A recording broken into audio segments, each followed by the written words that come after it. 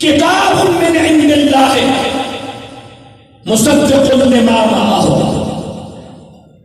اور جب ان کے پاس اللہ کی وہ کتاب یعنی قرآن آیا، سب نبیوں نے بتایا ہوا تھا، یہودی بھی حضور سے آگا، عیسائی بھی آگا، داؤدی بھی آگا، ہودی بھی آگا، لوطی بھی آگا، کوئی قوم ایسی نہیں جو میرے اور آپ کے نبی کی آمد سے بے خبر ہو۔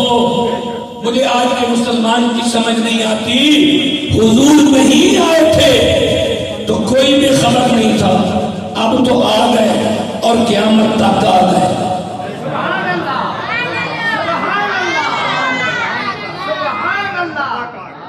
اب تو آ گئے اور ایسے آئے۔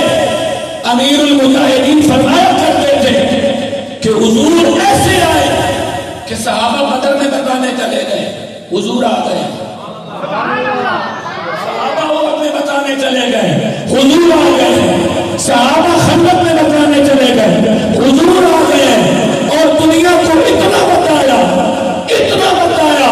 کہ حضرت عثمان غنی کے دور میں اسلامی ریاست کی سرحدیں بلوچستان اور ادھر افریقہ تک پہنچ گئی، اور زمانے کو بتا دیا حضور آ گئے۔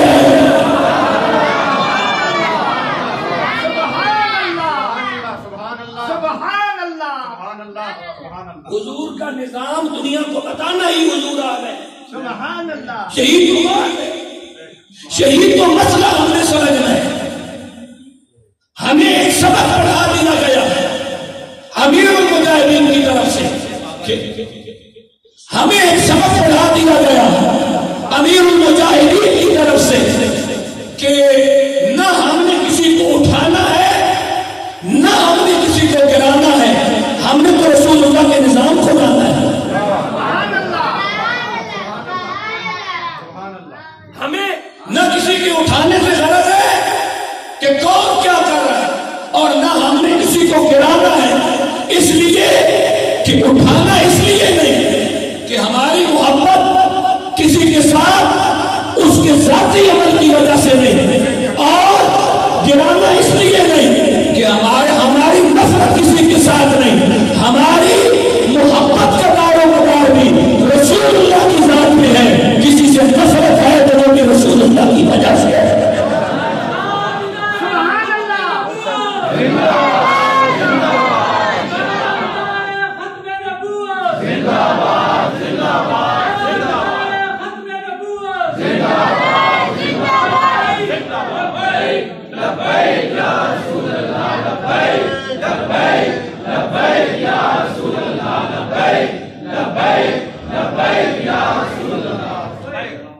بھائی ہماری کسی کے ساتھ کوئی عداوت تو ہے نہیں، کسی کے ساتھ کوئی دشمنی ہے نہیں کہ ہماری ذاتی دشمنی ہو یا ذاتی محبت ہو۔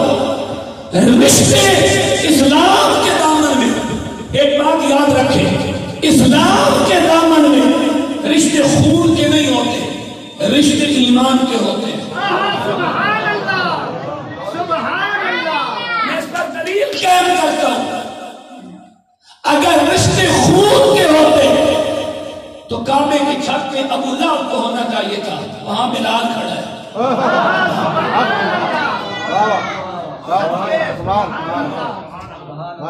سجا چچا جہنم کی گہرائیوں میں تبت یدا ابی لہب وتب ما اغنی عنہ مالہ وما کسب سیصلی نارا ذات لہب وامرأة حمالة الحطب فی جیدها حبل من مسد۔ اچھا قرآن میں اس پوری سورت پہ بات نہیں کرتا، میں واپس آیت پہ آتا ہوں، لیکن چلو سورت پڑھ لی تو ایک بات ذہن میں آ گئی۔ اللہ کہہ رہا ہے میرے نبی کے گستاخ ابو لہب کی جو بیوی ہے ام جمیل، اس کی گردن میں موج والی رسی پڑی ہوئی ہے۔ یا اللہ، یہ موج والی رسی، یہ کون سی سزا ہے؟ حد کر دی۔ قاضی ثناء اللہ پانی پتی نے حد کر دی، کہتے ہیں یہی تو سزا ہے کوئی سمجھے، کیونکہ یہ مکے کے رئیس کی بیوی تھی، بلکہ رئیس اعظم کی بیوی تھی، مکے کے جاگیردار کی بیوی تھی، مکے کے سب سے بڑے کاروباری شخص کی بیوی تھی۔ یہاں مجھ کی رسیاں نہیں ہونی چاہیے تھی، بلکہ یہاں تو سونے اور ہیروں کے کنگن اور زیور ہونا چاہیے تھا۔ علامہ حافظ ابن کثیر نے ہاتھ کر کے قلم ہی توڑ دیا، مفتی احمد یار خان نعیمی نے قلم ہی توڑ دیا۔ فرماتے ہیں بندہ نبی سے کرے بے وفائی تو جو جگہ ہاروں کی ہوتی ہے نا وہاں زینب کی رسیاں پڑ جایا کرتی ہے۔